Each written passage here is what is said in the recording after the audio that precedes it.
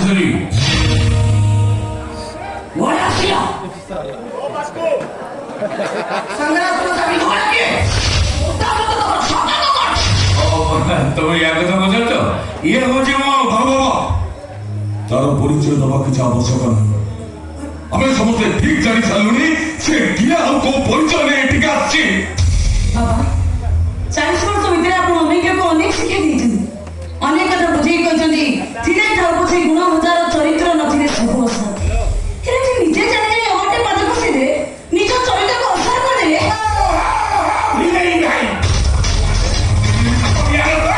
ଆଜି ବୋଲେ ଏମିତି ଗୁଣଟା କେତେ ପଛେ ବୁଝେଇ ନଥିଲ ଆଜି ସେଇଟା ବାହାର କରିଦେଲ। ତମ ବାହାନା ଏ 14 ଖଣ୍ଡି ପଞ୍ଚାୟତରେ ଖରାପ କରିଲୁ। ତମ ଗୁଣ ମଲ୍ଲି ଫୁଲ ଭଳିଆ ଖାଲି ବାସୁଛି। ଭୂମି ପାଇଁ ଗୋଟେ ସୌଦୁରୀ ନେଇଯାଇଛ, ତାକୁ ଦାଣ୍ଡରେ ବସେଇଦେଲ, ତମକୁ ଧରା ନ ଖାଇବ। ଆଉ ଭାଇ ଘରେ ଆକୁ ଖାଇ ଦାଣ୍ଡ ହେଲେଣି, ତାପରେ ମୋ ଭିଣେଇ ମୁଣ୍ଡକୁ ଖାଇଲୁ। ଆଉ ତ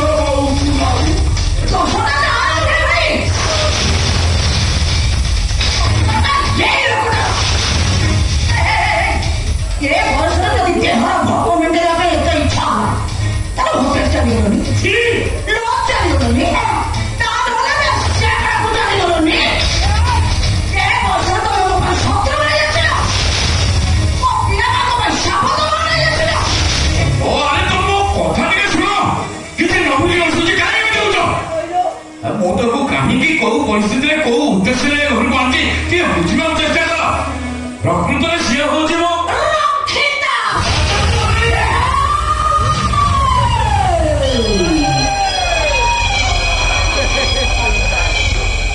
ହାତଟା ତଳକୁ ଖସା, ହାତଟା ତଳକୁ ଖସା କହୁଛି।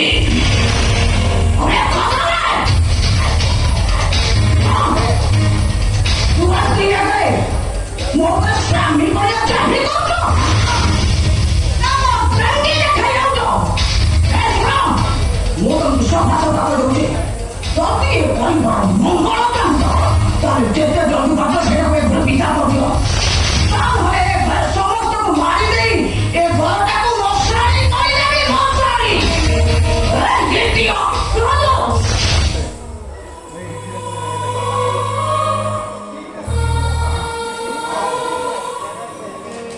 ଏ ଘରକୁ ମୁଁ ଯୋଉ ପରିଚୟରେ ଆସିଥାନା କାହିଁକି? ଆପଣ ମନେ ମତେ ଗୋଟେ ଅଲଗା ସମ୍ପର୍କରେ ବାଧା ଦିଅନ୍ତୁନି। ବାଟ ଚାଲି ଚାଲି ଥକି ପଡ଼ିଥିବା ବାଟରେ ମୁଁ ଆପଣଙ୍କ ପନ୍ଥଶାଳା ଦେଖି ଚାଲି ଆସିଲେ, ଧୋକା ବେଟେଇ କଲେ ମୋ ପୁଣି ମୋ ବାଟରେ ଚାଲିଯିବେ। ବାବୁଆଣୀ ଯେତେବେଳେ ଯେ ଆପଣଙ୍କ ଘରେ ରହିବି, ମୁଁ ଆପଣଙ୍କ ଚାକରାଣୀ ରହିବି। ହଁ ବାବୁଆଣୀ, ପଇଠା ମସଲା ଦେବି, ଲୁଗା ପଟା ଦେବି, ଆପଣଙ୍କର ସବୁ କାମ କରିବି। ମତେ ଖାଲି ଆପଣ ଘରେ ରଖନ୍ତୁ ବାବୁଆଣୀ, ମୁଁ ଆପଣଙ୍କ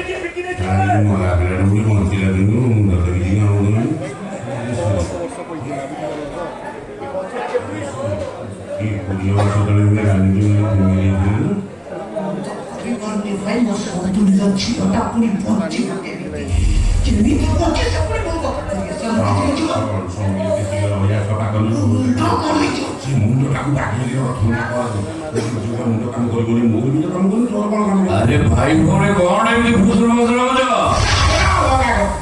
এই দেখো ମୋ ଝିଅ ରାନୀ ଆସିଛି। ରାନୀ ମାମା ରାନୀ କିଏ? ଏ ମାମା ତୁ କଣ ନା ଏ ରାନୀ କିଏ? ତାକୁ ଦେଖି ତମେ ମାନେ ଆଶ୍ଚର୍ଯ୍ୟ ହେଇଯାଉଛ କାହିଁକି? ମାମା ଏ ରାନୀକୁ ଦେଖି ବାବା ଏତେ ଖୁସି ଅଛନ୍ତି, ମୁଁ ଏତେ ସିରିୟସ୍ ହେଇଯାଉଛି କାହିଁକି? ଏ ରାନୀ ନା ସହିତ ତୋର କି ସମ୍ବନ୍ଧ ଅଛି? ମାମା କହ ଏଇ କଣ ଏ ରାନୀ କିଏ? କିଛି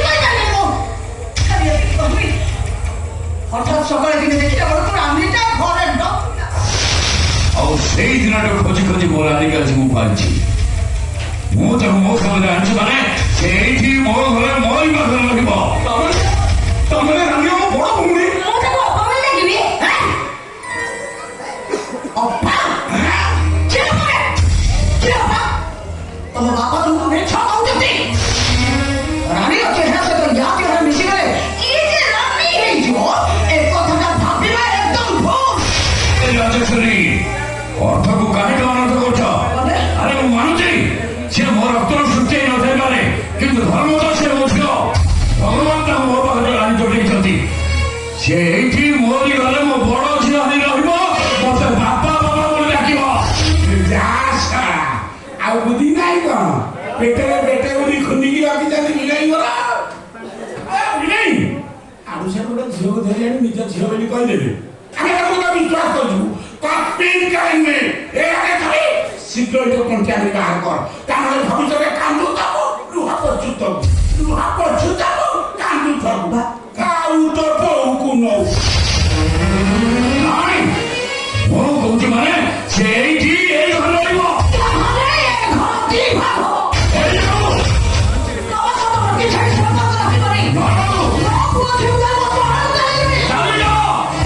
ସମସ୍ତେ ଚାଲିଯାଅ। କେହି ମୋ ଦରକାର ନୁହନ୍ତି, ମୋର ପୁଅ ଝିଅ ସ୍ତ୍ରୀ କିଛି ଦରକାର ନାହିଁ। ଏ ଘର ଦ୍ୱାର ଧନ ସମ୍ପତ୍ତି ମୋର କିଛି ଦରକାର ନାହିଁ। ଯାଅ, ସମସ୍ତେ ଚାଲିଯାଅ। ମୁଁ କରିଛି ତମକୁ ଛାଡ଼ି ଏ ଘର ଛାଡ଼ି ମୁଁ କରିଛି। ପିଲାଦିନେ ଛବି ବହିରେ ପଢିଥିଲି, ଏଇ ଘରଟିରେ ଜନ୍ମ ମୋର, ଏ ଘର ଅଟଇ ସରଗପୁର। এই ঘরে মা পরিবার কাটে বেসর বাটে যাই নগরে সাগ ঘরে গড়ই পিঠা আইসা কাতরা আহা কি মিঠা। এই ঘরে এই ঘর কাঁধে তো আমার সখী ঘর কাটে ছটা দৌড়ি লগেছি। এই ঘরটা পুরা তো মমতার মন্দির করে দিয়েছ। বাবাকে বলবো যে তুই ঘর ছেড়ে চলে যাইপার, কিন্তু ମୁଁ এই ঘরে ହିଁ ରହିବି।